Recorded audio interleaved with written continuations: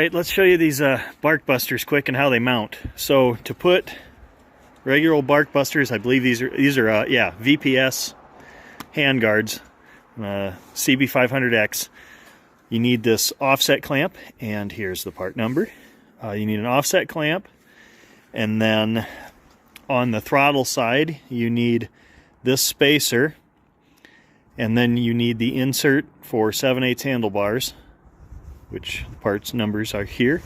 And then if we go over to this side, it's much easier. You just need the insert, nothing special, and the other offset clamp.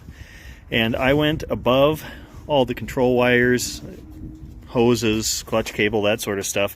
And I did shorten my levers because the only way to mount these without shortening the levers is to move everything inboard.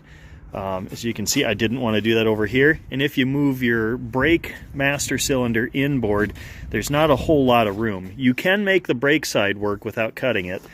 Same with the clutch, but I didn't want to do that. I'll show you how much I cut off. What's your channel name? Riker Dude. Riker Dude. You can see him hitting me with a stick earlier today. Please don't do it now. No. So on this side, I cut the brake off right where it gets thicker, and then I just used a file and rounded it off. To take that off, you just need a flat blade screwdriver, and then you need to remove this 10mm socket to remove this nut, and then you unscrew it, and this comes out. You can work on it.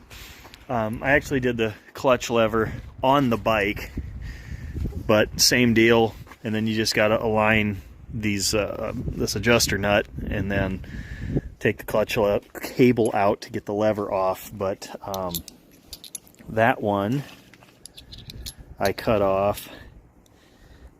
Kind of hard to see, but well, oh, there it is.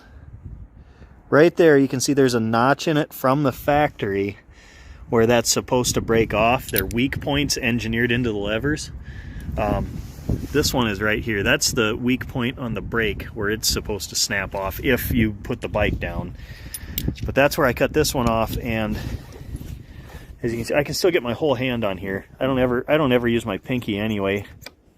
My pinkies don't work very well. That's why I can't play guitar. But I mean, it's a one-finger clutch anyway, and over on the brake side, I only ever use 2 fingers, or sometimes even 1. So I can still get 3 fingers on it. So that's how you fit them. That's what I did to the levers. Now, the one thing is, you're going to hit the windshield just a little bit. You can see. So what you could do is take a Dremel and just notch this out a little bit.